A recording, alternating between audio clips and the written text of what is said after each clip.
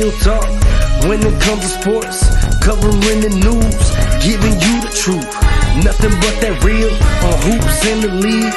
All things NFL, we don't miss a thing. Getting with the coverage, we loving it all day. Picking up the news, tell us wherever the ball lay. With the NFL, NBA, they box so. Sports news in the hands of a man with fair takes. Tell them, coach, statistics and realness that's being spoke.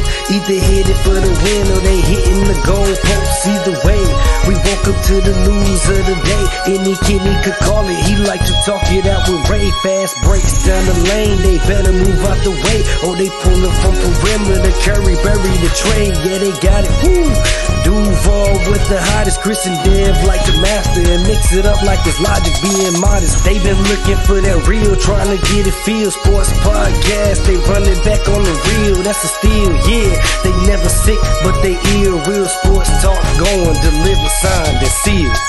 We bring that real talk when it comes to sports, covering the news, giving you the truth. Nothing but that real on hoops in the league. All things NFL, we don't miss a thing.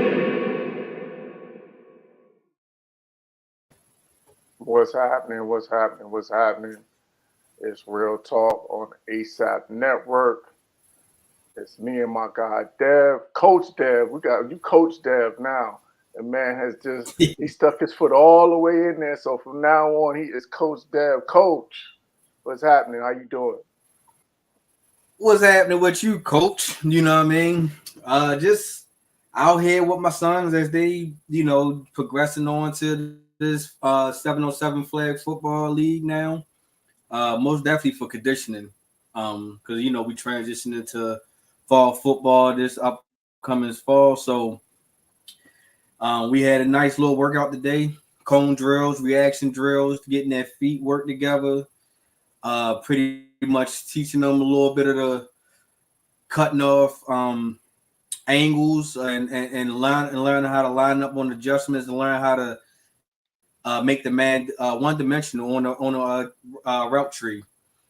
So my son's really starting to adjust over from football to basketball because you already know in the wintertime, that's when we get back at the basketball. Yes, sir. But also working with my daughter in her volleyball. She's entering the spring volleyball league, and she is really progressing. She is really taking on this volleyball league really real serious. So be on the lookout for my kids, man. We got some things popping over here in Maryland.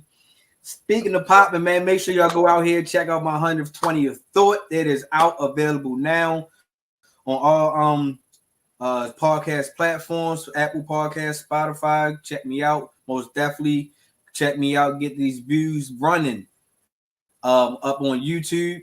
I also hit 100 subscribers on YouTube the last couple of days. So that's one of my little mini goals that I had. So shout out to myself.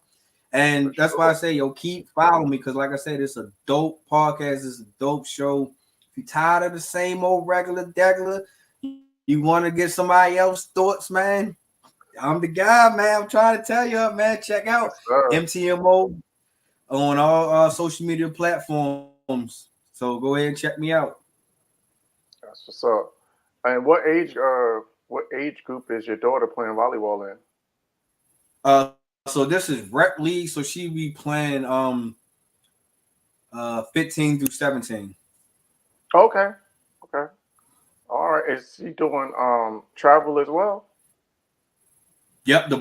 Not this league. It's not a travel. We're just gonna be at one gym pretty much every game. But my son is on the traveling flag football team, so we're gonna be everywhere. Oh yeah. So I asked. Shout out to my niece Trinity. She's on that road now playing volleyball. So that's why I asked, because hey man, once you start getting on that road, it don't stop. So what you got popping, Coach? Yeah, man. So shout out to Ray Cruz. ASAP Network was in the building on this past Friday night. We had our alumni game. We had classes from classes 2013 all the way up to 2023. We gave out some awards. Shout out to Mason Sword.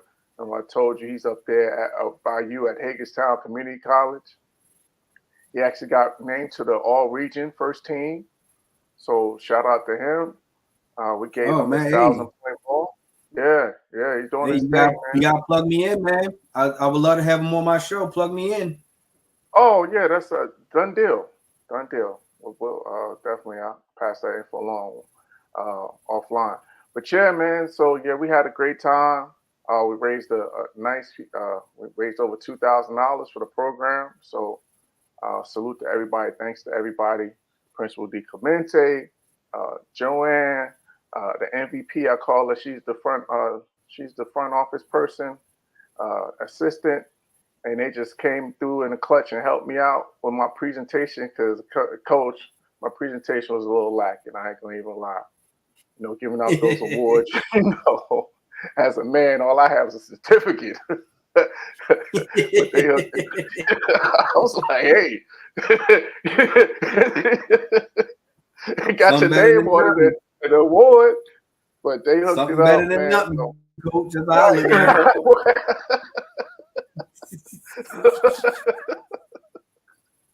so they got it right. So just shout out to them. We had a great time, and so look out for more. We planning to do some more live streaming next season. So that was the first taste of it. So just look out for more. So again, shout out to Rick Cruz and to everybody, coaches, parents, players, um, administration, everybody at St. Joseph Academy. So that's what I had going on this past weekend. Um, we do have some more content coming. Uh, like Dev, I'm trying to get my subscribers up, so I need everybody. I'm at Coach underscore ANY Kenny. I'm sorry, ANYKENY on all platforms: uh, Twitter, TikTok, Clubhouse, Instagram, YouTube, all of those. So I need y'all to go and subscribe to the page. We got we got a bunch of content on there from the Any Key Video Show. Working on some more new episodes, but we got about 4 of them in there right now. So go check them out. All independent artists, all independent creatives. So you're in the independent space. The Any Key Video Show is the platform for you to tap in. And let's keep rocking. We got more coming, like I said. So not only here, we got ASAP. We got a bunch of shows on ASAP. So just keep rocking with us, keep following us. All right, enough promoting. Enough. Let's get to it. Let's get to this real talk. So we had this weekend. We had the NCAA tournament kicked off. March Madness is in full effect, and we had some things happen in terms of some upsets and some surprises. So what was the most surprising thing to you, or what was the upset that got your attention? The upset that got my attention and really caught my eyes on the men's side or on the women's side? We can do both. On the men's side was when Oakland had beat who did they beat the first Kentucky. night? That's Kentucky. Yes. You know what I mean? And to see how that Division II school really was not scared of a D1 school, and a power rank in Kentucky also, especially in John Calipari. But seeing that was a big upset, because I had Kentucky being like in my Elite Eight, because I felt like these guys was going to be young, they was athletic enough, and I felt like the talent was going to progress down there, and it wasn't really sold on the coach, you know what I mean? But I was really sold on the players a little bit. I was like, these guys maybe can find a switch, because they was off and on throughout the season. But I was like, maybe they can find that switch and get to the Elite Eight, you know what I mean? But for them to get bounced out the first round was a real surprise for me, man, because I did not expect that. On the female side, I was surprised that Duke females was eliminated early in the tournament. Also, they was upset. I forgot which team had really upset them, but that was my two surprises right there to see what happened, because both of those really messed up my bracket. No wonder they were surprised. Yeah, so I'm gonna just piggyback off of you in terms of Oakland and Kentucky because I watched that game really closely down the stretch, and it was one of those things where you saw, and this has always kind of been the Achilles heel for Kentucky teams, is that when you have young players, you don't know when they're going to have young guy moments. And down the stretch, you could see that those guys were pressing. They forced shots. They took a lot of contested shots, and that's what happens when you start feeling the gravity of the moment. And I experienced this quite a few times this past season, coaching the young teams, so I can certainly relate. But that, to me, that was the biggest thing because they got back in the game, and it was a 1 and 2 possession game. But a lot of those shots that they were taking were rush shots and contested shots. So I think that was why Cal was talking about coaching a young team and was really harping on that because we was talking about it backstage that he's been the one and done king. And so now we see that this now kind of starting to come to bite him in the, come to haunt him or bite him in the butt because these teams are so experienced. So let me ask you this. Let me get your thoughts on this. In terms of the transfer portal, do you think that the transfer portal is almost overtaking the one and done era? Yeah, pretty much. I think so because now, because most of these guys are trying to be lottery picks. They're trying to be top guys. They're trying to be in that top 10 eventually, or maybe not getting that top 10, but they're trying to find different ways. And then the way that this NIL deals are being handed out, especially if you go to certain schools, it makes these young guys that's not mature enough to really be saying, you know what? I ain't worrying about getting the natty. I ain't worrying about getting the natty. I'm just worrying about getting this money. Let me get this money now. Let me build my brand now. So just in case I don't make it to the NBA, my brand is already built on something. So these guys can take it overseas now because you see that the NBA is they got rid of that NBA elite team. Yeah, Ignite team. Ignite.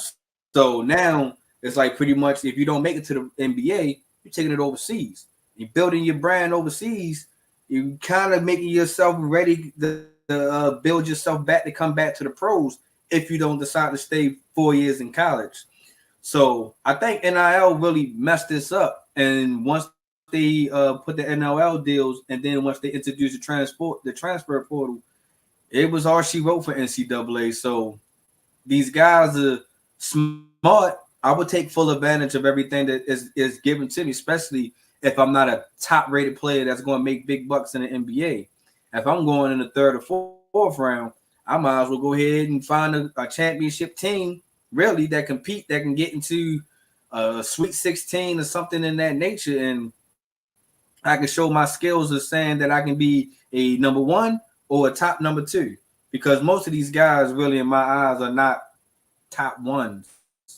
You guys to really be in that program for a while to learn that coaching system, as we should know that once you learn the system, that's when you can master your craft a little bit more. So to answer your question, I just really think that transfer portal really, really is a gift and a curse. Yeah, and it's funny that you say that because I recall a conversation, had opportunity, well, actually had the pleasure of having University of South Florida come into the gym and they were playing in a tournament at a local college by my school, and so they came and used our practice for like a walkthrough to get before game. So the coach is Johnny Dawkins, so I had an opportunity to talk to him for a few minutes, after they got done. And he was just telling me, he was just talking about, to your point about the transfer portal, he was like, just talking about, in the NIL, he was like, I'm happy for the kids. He said, I wish I had it when I was playing because he would have got a bag. Right. You know what I'm saying? So, but he was saying the other part is that, once the kids don't like the situation, after 1 year, they out. So you basically have to re-recruit your roster every year. And so I think to your point, that's why it's a gift and a curse because if a kid doesn't, not a kid, but if a young man doesn't like a situation at that school, he could just bounce after, Mm-hmm. once the year is over because all of the coaches are now first recruiting the transfer portal. So Right. that's why the whole one and done thing, I think, and the other things you said that I agree with, and that's why I think the one and done thing has now not has its same, it doesn't have its same power or its same, buzz or whatever, for lack of a better term, because the NIL is giving guys an incentive to stay in school. Think about the dude at Mm-hmm. North Carolina, Baycott. I felt like he'd been in college Right. for 8 years. But the reason is he's making more money. He's making 6 or 7 figures in NIL money, whereas he's a fringe NBA prospect. So he's making more money in college than he would in the NBA. True. So the And whole then difference that's right there. how Angel Reese is kind of looking at it because she's like, should I stay? Should I Exactly. go? You know what I mean? Because I'm making the money that I can probably I'm making more than I'm gonna make in the WNBA. So and she's gonna be if she's projected to be a top 10 pick, even if she go out this year. But with the NLL deal, she can be like, you know what? Nah, I'll stay one more year, because now 2025, I might go from number 9 pick, I might go to the number 3 pick. Yeah, and to your point, and that's been Um, an issue in terms of WNBA. There are their pay scale. So right. these stars in women's college basketball now are making significant money where that's always been a challenge in the WNBA. Yeah. I think if I'm not mistaken, Caitlin Clark is making almost 3 million in her deal. She's number 1. And then it goes Angel Reese is number 2, making like 1.8, 1.5 mil. And then one of her teammates, what's her name?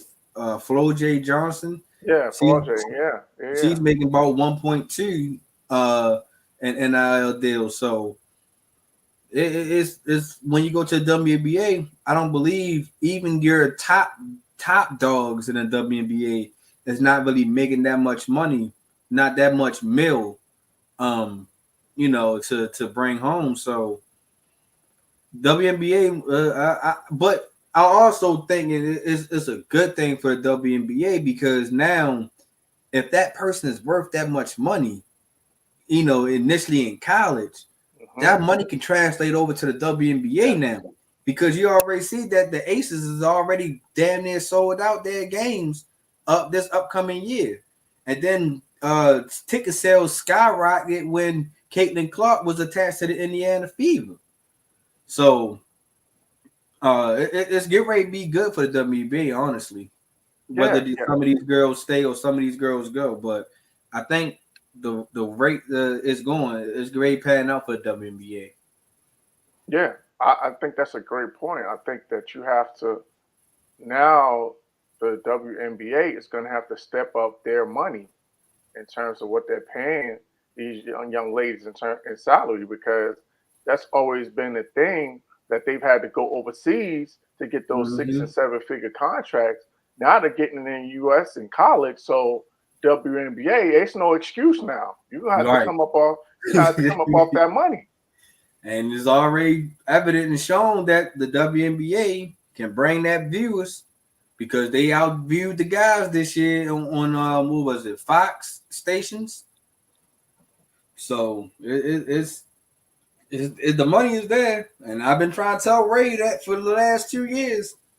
It's coming for the WNBA. It's there.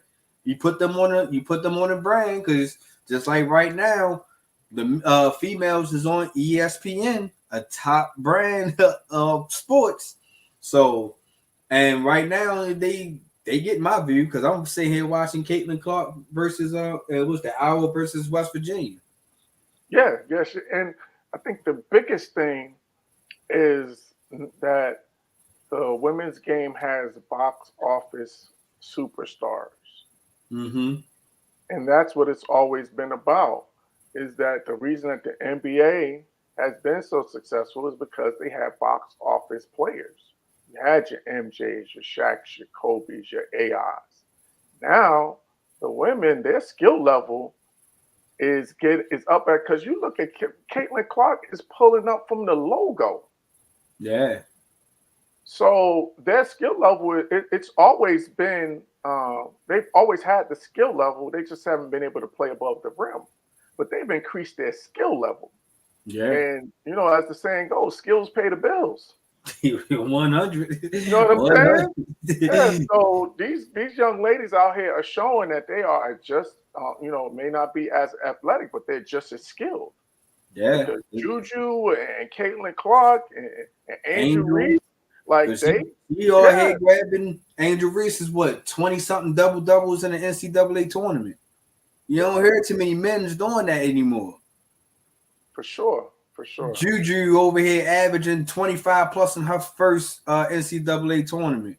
You ain't not hearing a bunch of freshmen in the men's league saying they averaging this and they stepped up to this in their first year. So, and like I said, in the pipeline, there's more females coming. Shaq daughter going to Florida next year. Yeah. You got another girl that was at what's that school that Bryce James played for?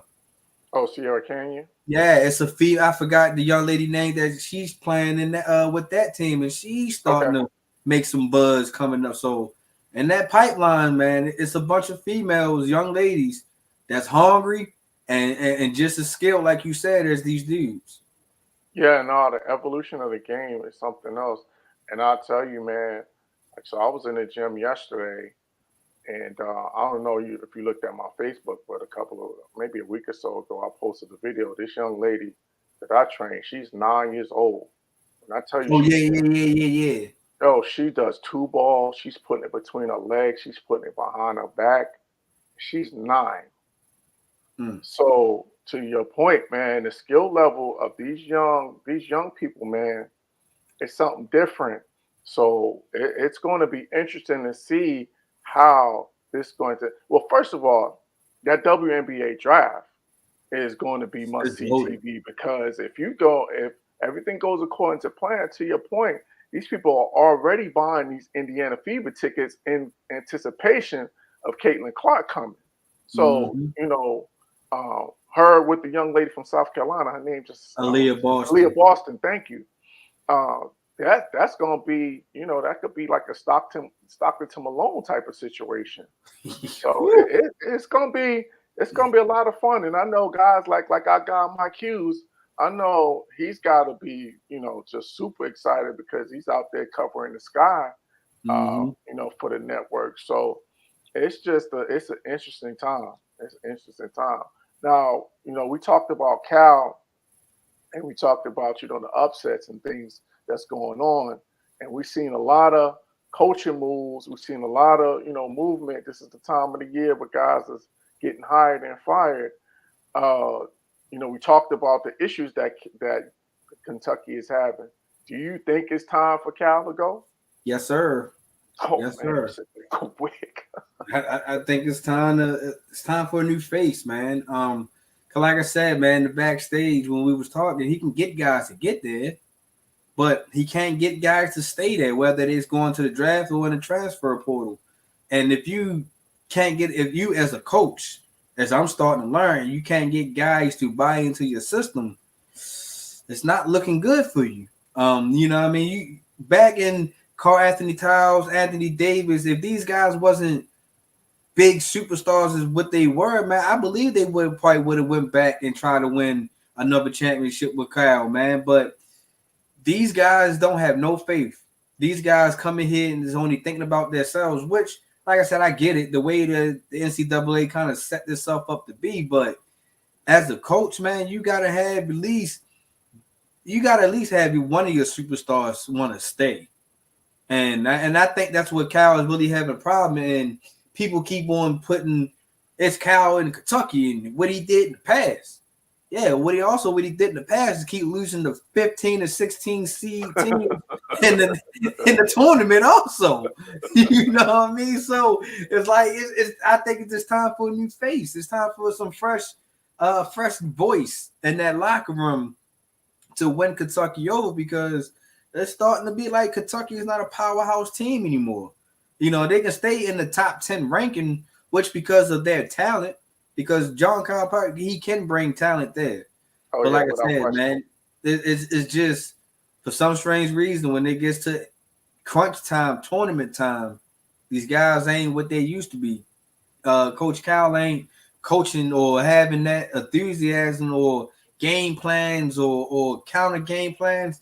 It just looked like he just throwing his guys out there and say, you got talent, now let your talent flourish. It's not like, you know, timeout, let's fix this. Let's go to a 3-2 zone. Let's go to a box and one or anything in that nature. It's just let your talent win.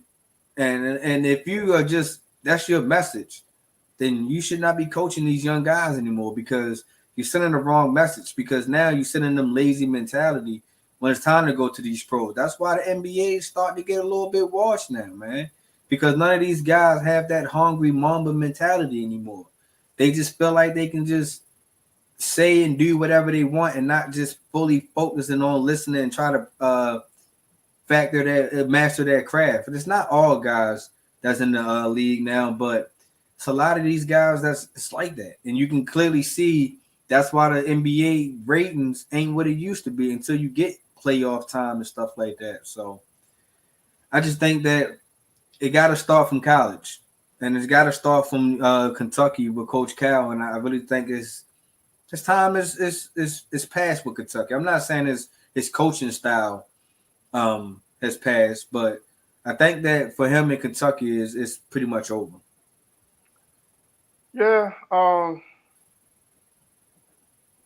it's tough because I think what happened was that, and we talked about it a little earlier, is that the landscape in terms of how to build a program has now transitioned from one and dones to the transfer portal, to where you have to mix between having elite recruits and also finding the right fits via the transfer portal. Because to your, which we talked about it earlier, is that nowadays every year your roster is turning over, and it's not. It used to be when Cal was rolling, it was turning over with one and dones. Mm-hmm. When they were winning and going to Final Fours and things like that, it was because he had the one and dones and the elite one and done. He was getting the best of the one and dones. Anthony Davis, Carl Right. Towns. Exactly. All the, the Devin Bookers, the list goes on and on. Mm-hmm. But now it's not, he's not the only one getting the one and dones. And then he wasn't hitting the transfer portal as hard. I think that's where his mistake was that he was still kind of stuck in the one and done and building the team, the core of the team with the one and dones. Now you got to build the core of your team with the transfer portal, which is crazy in itself, but this is today's game. So I think the problem was that he didn't adapt to that. And now they've kind of, not only has teams caught up, but now they've passed them. So I think, to your point, is that it may be time for, and let's not get it twisted. He had a great run.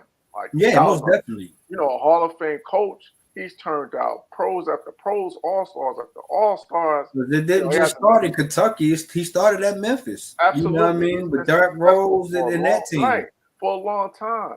And so we see I think he's a part of that old guard to, in terms of the Jim Boeheims, the Calhouns, or those guys where it's time for them to Roy Williams. Right, Roy Williams. Where it's time for them to, exactly, where it's time for them to transition and let a new era of coaches come in and, move these programs forward.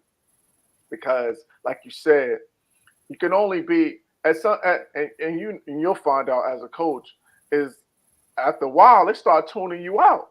If you're not coming up with different ways to reach them and ways to connect to them, because this is a different generation. This generation, I call it the TikTok generation. Their attention spans is like that. So if you don't get it quick, they will tune you out. They will move on to the next thing. and they ain't gonna pay you no mind. So you gotta kind of. I was talking to one of my assistant coaches earlier today. I was like, yo, you kind of like almost gotta finesse them into, to buy into what you're trying to do program wise, because if you're not quick, segment, quick segment, or doing the same thing for too long, they're gonna get bored and then they're gonna start. Yeah, I figured that. I already went through that part. I had one guy sit there playing with his thumbs, coach. I was looking at him. What's up, man? I said, man, I'm bored. I said, at practice, you bored? Oh my God. I was like, yeah. I think I was on this drill too long. Oh, look, dude. I ain't gonna say his name on camera. But I had a kid that would twirl his hair and it would drive me crazy. As I'm talking, he's just twirling his hair. And I was like, don't even start. As soon as I see him going to grab it, like, don't start. Because it would just drive me up the wall. But the point is that this is this generation, man. They're fidgety, ADHD, et cetera, man. And attention spans are just not what it is. Yeah.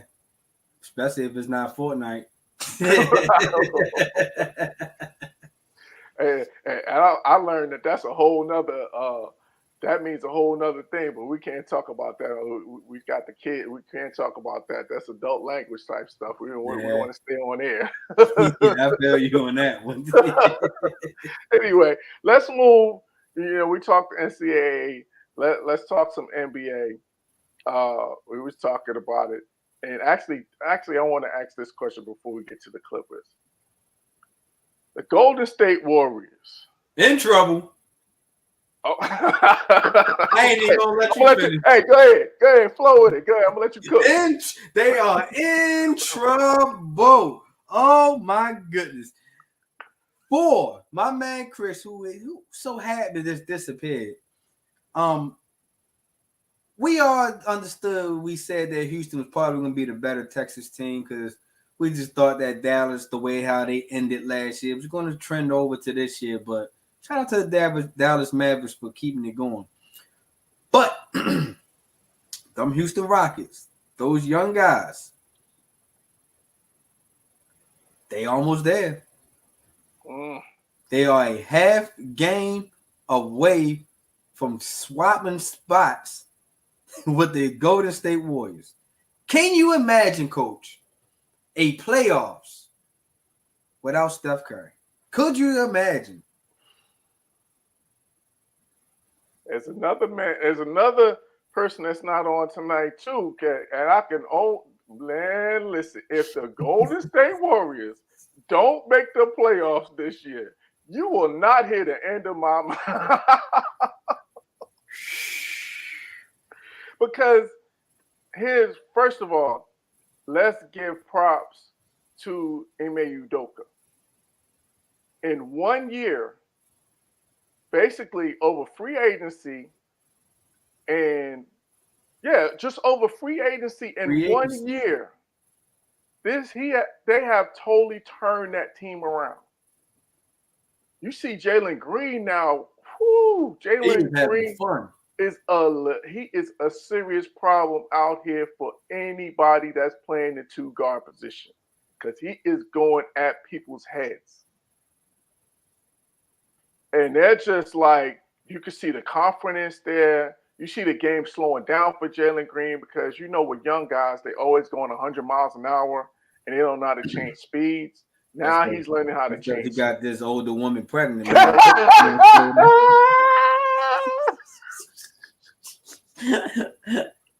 Just know, I was sitting here debating on saying it or not, but I was like, yeah, it's about that time.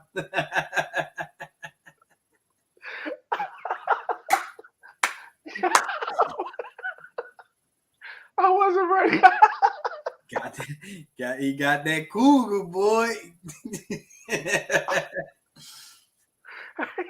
said, look at here, baby.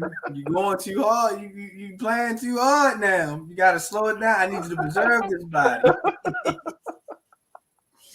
Oh, my gosh. Oh man, you got my stomach hurt.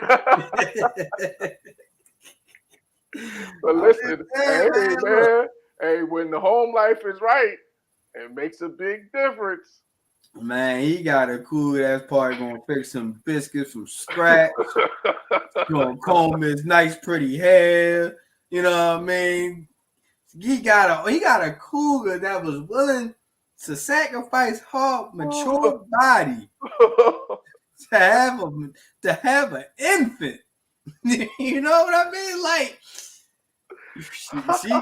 she found something in him. She was like, Man, "Look, man, you want to take care of yourself." And she making him eat his greens every night. You said she got that man regular.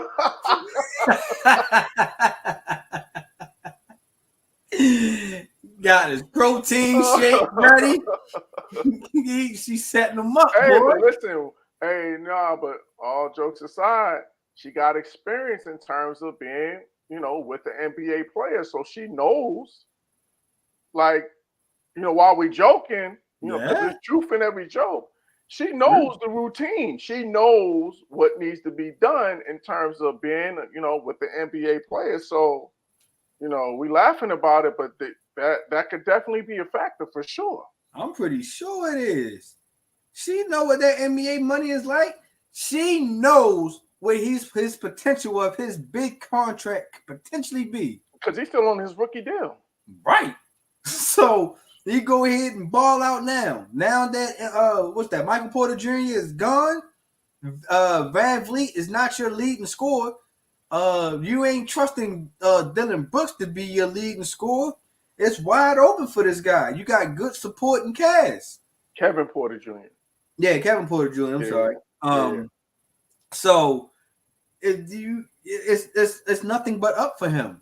You know what I mean? This is almost how Jason Tatum started coming to himself. Mm-hmm. You know what I mean? It's open for you. It's your moment. And Coach Udoka probably seems like, you know what? You remind me of Jason Tatum. So we're gonna kind of run the offense through you. That's a great point. We're gonna strap up on defense. Dylan Brooks is out Draymond Green. We all know he got all balk. But hey, you know what I mean? We ain't gotta worry about if he gonna bite or not. You got Van Vliet that can hit threes regardless of where he's at. Make plays, yeah. Yeah, so it's open for this guy, man. And all you have to do, LeBron is showing you the blueprint. Take care of your body, spend money on your body, on not on this crazy stuff, and you will be able to play in this league a long, long time. So, and like I said, that lady, that mature lady, said, you know her, baby, if you want this $250 million guaranteed contract, this is what you gotta eat your greens. You gotta eat your veggies. You can't be out here trying to Ocho Cinco and think you can eat McDonald's all day. No. Hey, stop, man, because we about to turn into late night with me. You best about to be Uncle Shay Shay and Ocho. Hey, I tell my kids all the time, eat your veggies, my guys. Oh, man. But nah, seriously though, I think that they have the potential because you got a three-headed monster in Van Vliet and Jalen Green and Sengun. You got the backcourt and you got the big. Is Sengun back though? I remember him being hurt. Saying, like, in terms, I know he's still out, but I'm just saying moving forward. Right. They signed, Van Vliet got his 4-year max. Mm-hmm. So now the thing is, how they're gonna move forward. If they commit to locking up Sengun and Jalen Green long term, like the sky's the limit. They could definitely, because you think about it, you talked about the Lakers. The Lakers are getting, they're transitioning, they're getting older. You don't know how, in terms of them being a contender. Golden State is older now. You can see the window is kind of closing for both of these teams. Mm-hmm. They could slide right into that slot and start being a contender in the West. So I think it's definitely out down this stretch. This is going to be a great lead up into the playoffs. But like this, coach, it's about to be a lot of lower market teams that's been grabbing stars when they can and locking these guys up, like the Houston Rockets, like the OKC. Minnesota Timberwolves, OKC, Yeah, New Orleans Pelicans. Because yeah. now I told y'all for the last 2 years that these guys was going to be knocking on the door once health was going to be fully effect for these guys. You see what Zion is doing this year. He taking care of his body. Somebody Right. told him to Right. go ahead and start eating your Right. veggies and stuff like that. Right. So Played off the and he- beignets. yeah, and now you starting to see with the New Orleans Pelicans, a team that nobody's talking about that's in the 5th seed right now. Yeah. You know what I mean? And speaking of another young talent, you still got Orlando on the East. Who's Right. the number Right. 5 team? No, actually, I think they had moved up to 4. The Ooh. last there was 4, and because it was the Knicks, they were between them and my Knicks they were 4 and 5. So I'm kind of hoping, to your point, I hope that matchup stays because I'm sure going to try to get tickets when they play in Orlando. Yeah, that'd be a good matchup, especially if Orlando can get home court advantage. Yeah, I think they have to. And with all of these young teams, not only Orlando, I think if you're OKC, you want to have home court. They need both. Any young team, you want to have home court advantage because with a young team on the road, that's when you're going to be concerned about them playing young. Right. So the more home games they have, because we saw it last year with Sacramento and Golden State. Was it last year or the year before? No, it was last year. It was that with Game 7. Game 6 they had to close out.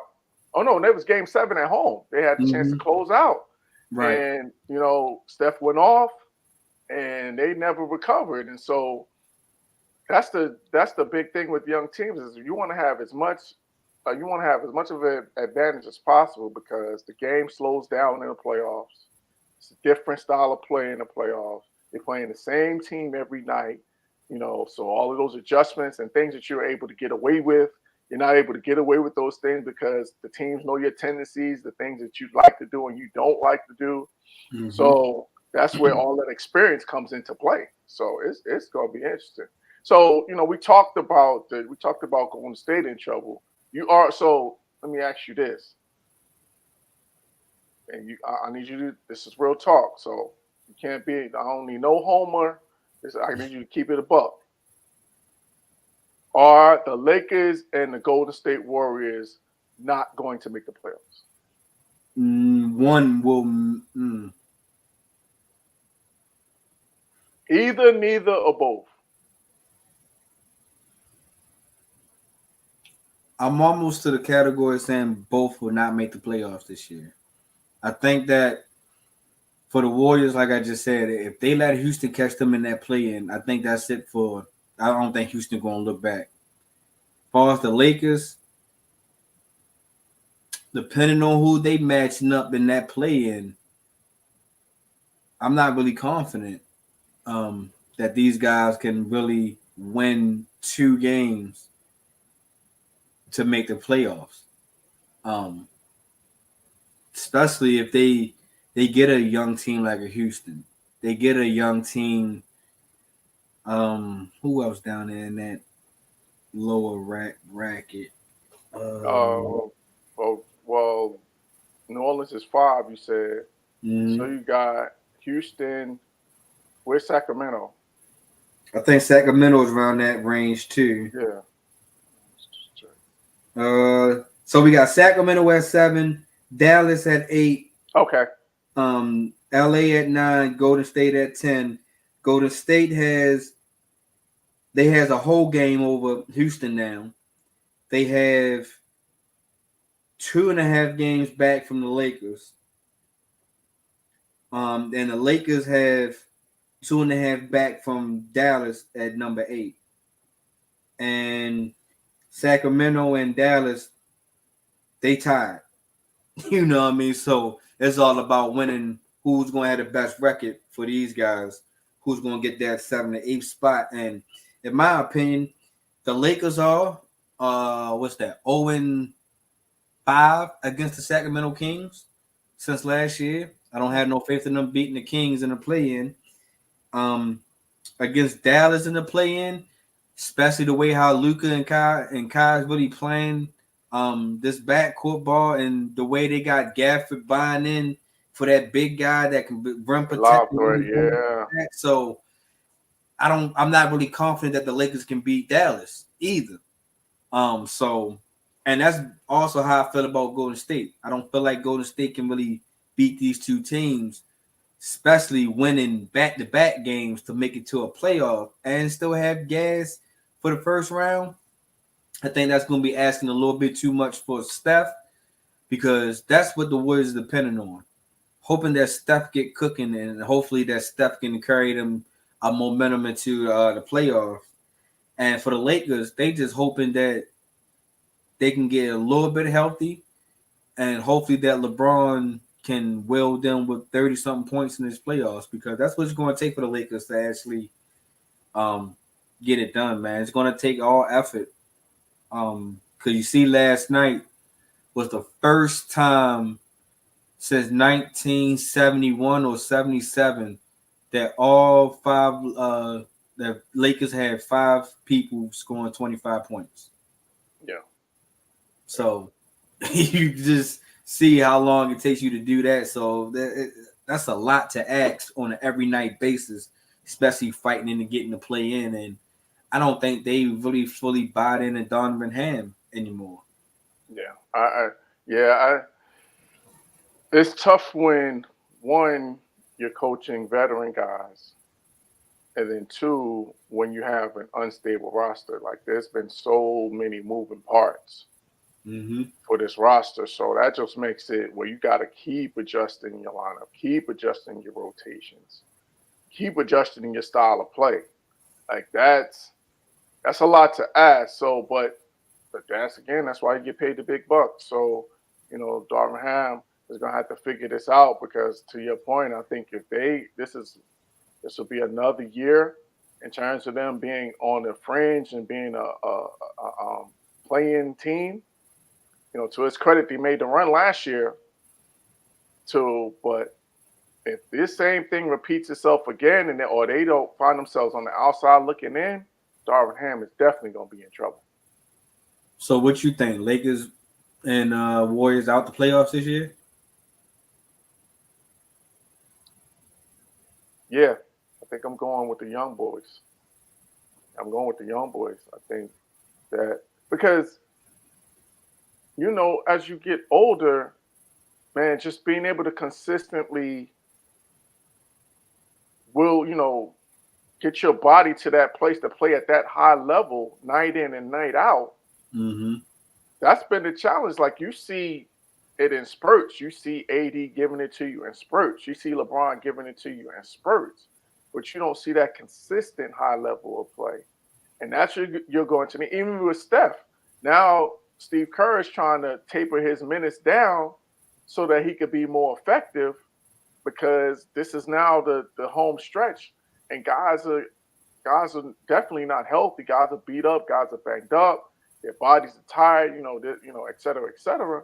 And so you want to have them playing at their highest, at their highest level going into the playoffs. But when you're fighting for spots, you can't sacrifice minutes. Right. You got to go, you know what I'm saying? You got to go balls to the wall. You got to go on gas, no brakes, because you got to make the playoffs. So I think that's going to be the problem, and that's going to be the challenge for them. So that's why I say both of them are going to wind up on the outside looking in. All right, we're about to transition to the NFL right after this break.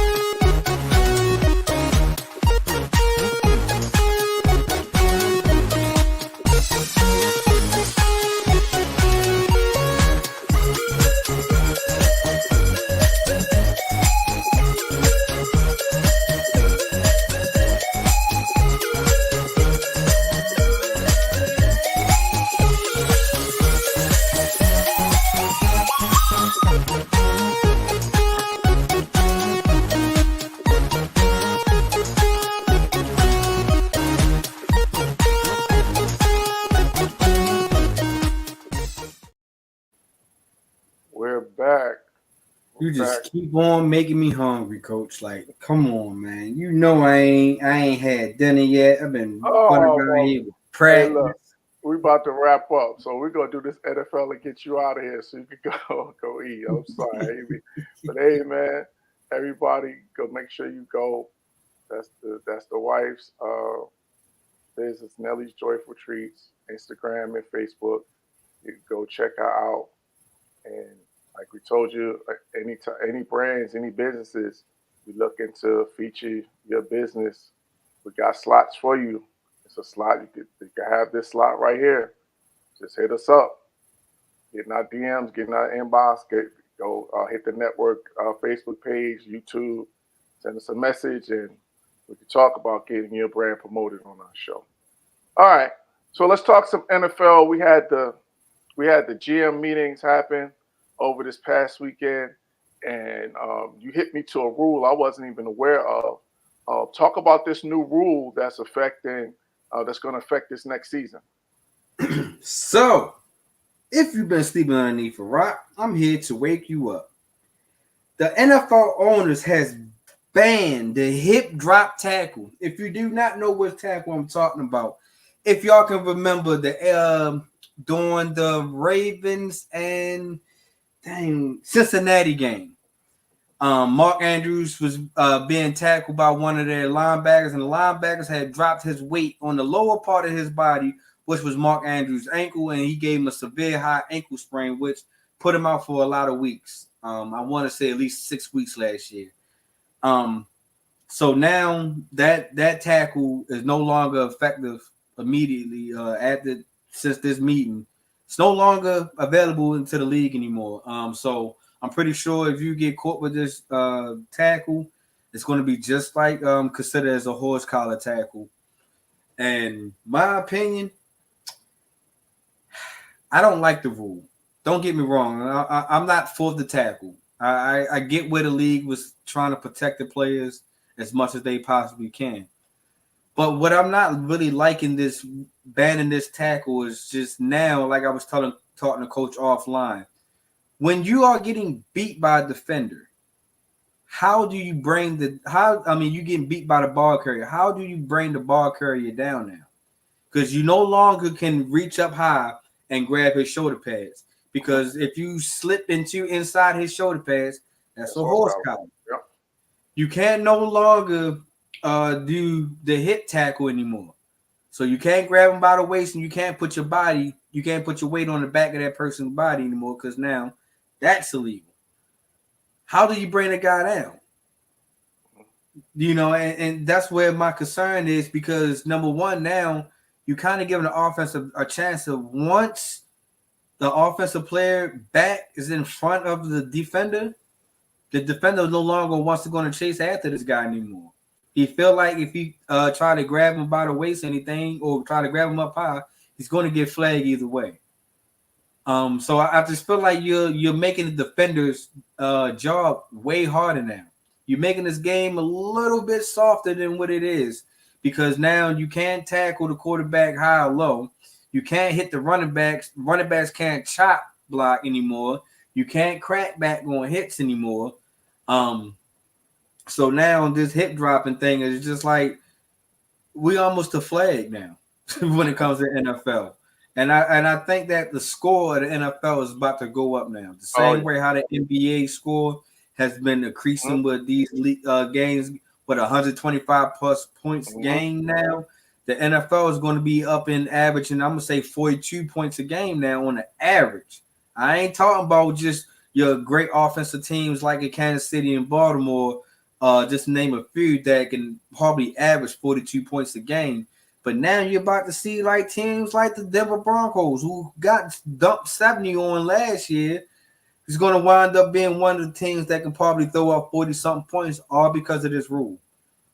So I just really think that I'm not for the tackle, but I just think that taking this tackle out the game, it's going to be very hard for a lot of defenders to adjust to.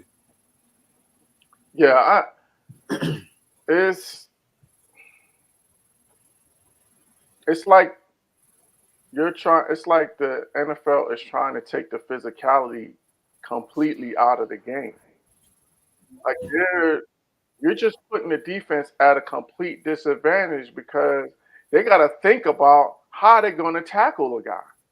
They got to Mm-hmm. think about while going full speed how to be able to adjust to tackle somebody and bring them to the ground the right way without being penalized. And so it's just getting out of control. And to me, this is almost like it's basically a microcosm of our whole society. Like we become soft as a whole society, and this thing is impacting every area, whether it's sports or life in general. And this is just an example of now we got to literally watch guys basically try to figure out how they're going to tackle somebody in the middle of a game. And so now it's going to be great for fantasy football. It's going to be great for betting, for parlays and all of that stuff. But for the actual quality of the gameplay, I think it's going to suffer. And I think that the problem is that the money is now just basically corrupting the game. Mm-hmm. And it's just sad to see. And while the owner, I mean, the GMs or the owners, they all voted it in. My question is, what was Jerry Jones doing during this? I know what he was doing.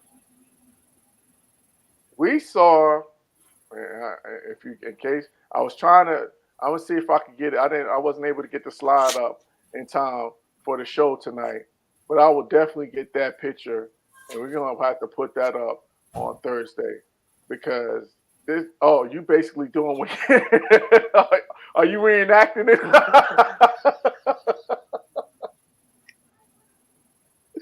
This man got caught on camera doodling in the middle of a GM meeting. My man Doodle was looking something like this. Man, that's exactly what it looked like. And this is just yet another example as to why, as Cowboy fans, and shout out to Skip Bayless. This is probably the first time I've ever shouted out Skip Bayless on Real Talk because I usually don't agree with the stuff that he says. But he is spot on in terms of it's time for Jerry to fire himself as GM. Like all that he's doing is just continuing to show us in broad daylight for everybody to see that you are no longer capable of doing your job. What other coach or what other franchise? What other franchise? We had a guest, a surprise Had a guest. special guest popped in, y'all. What other franchise do you know that has a GM that's been in place for over 20 years that hasn't had a team go to the conference championship that have gotten to keep their job? The answer is no one. He is the only guy that is able to keep his job as GM. Why? Because he won't fire himself. And so now we got guys like me, Cowboy fans. I'm gonna just speak for myself, that are no longer investing their emotions in this team because they're tired of seeing the same thing over and over again. It's the definition of insanity. Expecting different results from the same thing. Like it's time out. And I hope that we're going to keep putting pressure on him. The media you see now is starting to put pressure on him. And it's coming to the point now to where he's going to have to feel enough pressure to make himself to get forced out. And that's where we are right now. And it's sad to say, but it's just a fact. Is that the pressure from the fans, from the media, from sports, sports talking heads and the whole nine, they're going to have to just browbeat him into finally just waving the white flag and saying it's time for me to step down. Because, one, it already started. You came on camera and said that we're all in. we're all in for winning the Super Bowl. And literally, this is what all in looks like. You doodling on a notepad in the middle of a meeting. And you only bring in one free agent. Oh, that's where I was going next. This is all in. You re-sign the backup running back. That's all in. Like you're just selling us a dream. And it's just reality is we see that you are not doing your job. As general manager, you are not doing your job. And instead of stepping aside and letting somebody, to our point, we're talking about this younger generation, instead of stepping in and bringing somebody with the energy and the passion and the drive, and not your son, Stephen Jones, somebody actually from outside that's not going to actually, be a yes man for you. Right. No, you're not going to do that. You got to keep the status quo because it keeps you in your comfort zone. And so that's why I'm not mostly invested in them. I'm not mostly invested in them. I'm not going to the stadium. I'll go take the tour, but I ain't going to no games. That's where I'm at, Dev. I'm not letting these guys aggravate me. I'm not letting them disturb my peace. Life is too short. Man, life is too short, man. You Cowboys fans, man, as long as Jerry has some type of power to that team, they will not have any success. He sold his soul to get them 90s Super Bowl. Trying to tell you. And the devil was just sitting there just waiting to collect. And he keep on saying, nah, I'm not ready yet. The devil said, all right, well, the longer you wait, your team going to suffer. You will not be, you keep on putting this decent talent enough to win the NFC. Because it's only really 3 teams that you got to worry about in the NFC. It's the 49ers, the Detroit Lions, and the Philadelphia Eagles. If we could just take care of those 3 teams, because one of those teams is in your division, if you can just take care of that, then the Cowboys can set up the win. But the thing about it is, man, like you said, man, they get you all hyped, get you coming to the season.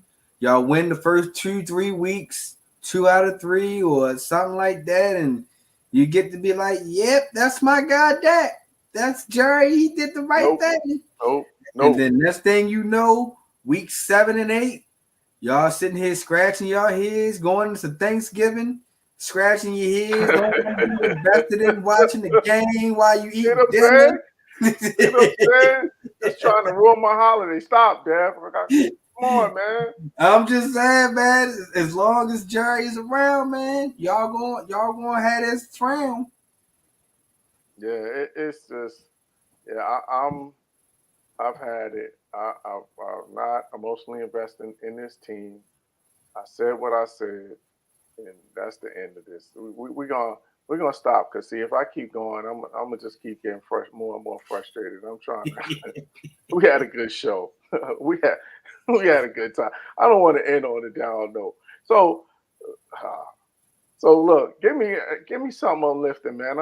We just ended. We just talked about the Cowboys. So now I'm down. I need you to give me some sports news. Give me some sports news that's gonna make me feel better.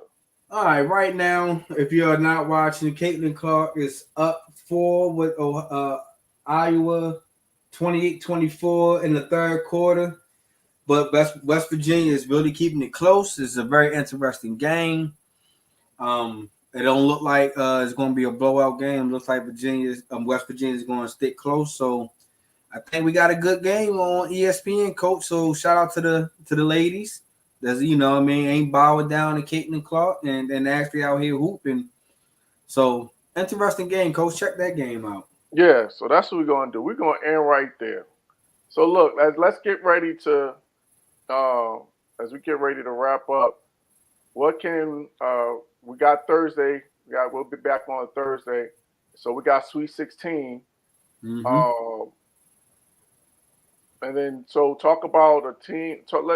As we wrap up, just talk about a game that you are looking forward to watching, and then We'll wrap up on that. The game I am looking to watch is the number 1 seeded team, and it's going to be University of Houston, man, because last night University of Houston did go to overtime to actually keep their 1 seed and their NCAA dreams alive. So I forgot who their next opponent is. I'm trying to hurry up and look it up real quick, but I'm really looking forward to seeing how Houston can bounce back in this Sweet 16. Oh, they got Duke. That's Duke.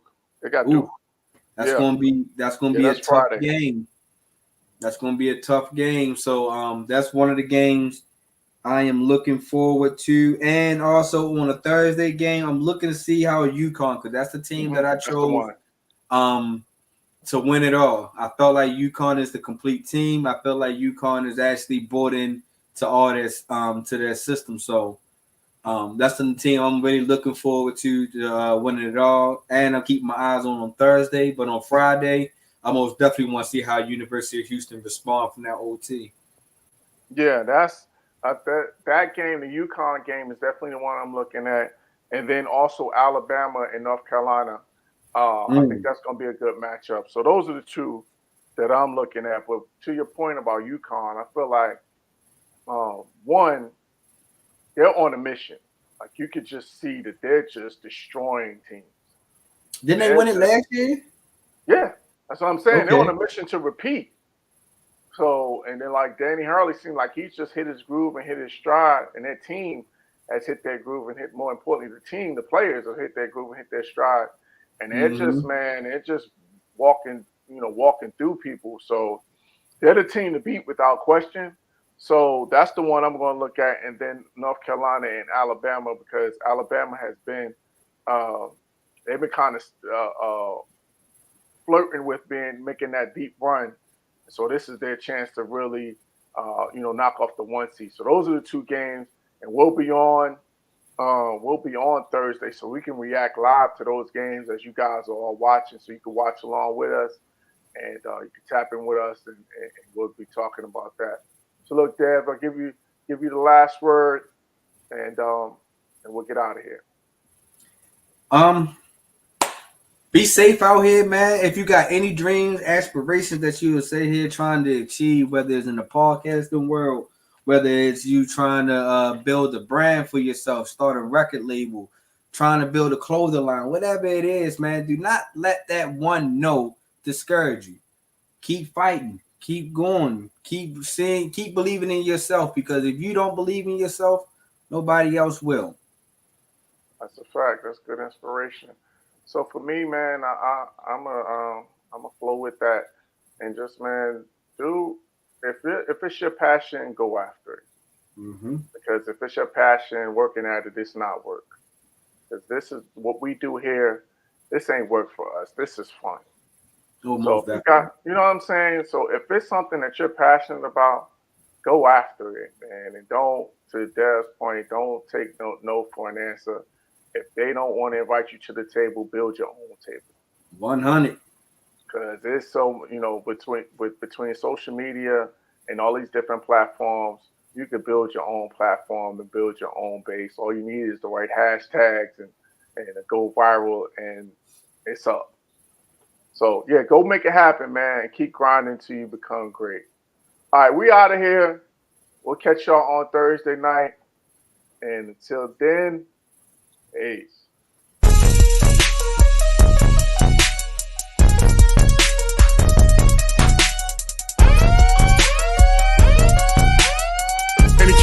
Tempo, time, let's go. We bring that real talk when it comes to sports, covering the news, giving you the truth. Nothing but that real on hoops in the league. All things NFL, we don't miss a thing. Getting with the coverage, we loving it all day. Picking up the news, tell us wherever the ball lay. With the NFL, NBA, they box so. Sports news in the hands of a man with fair takes. Tell them, coach, statistics and realness that's being spoke. Either hit it for the win or they hitting the goal posts. Either way, We woke up to the news of the day. Any kid could call it. He like to talk it out with Ray. Fast breaks down the lane. They better move out the way, or they pulling from perimeter. Curry bury the trade. Yeah, they got it. Woo! Duval with the hottest. Chris and Dev like the master and mix it up like it's Logic being modest. They been looking for that real, trying to get it feel. Sports podcast, they run it back on the real. That's a steal, yeah. They never sick, but they ill. Real sports talk going, deliver, signed and sealed.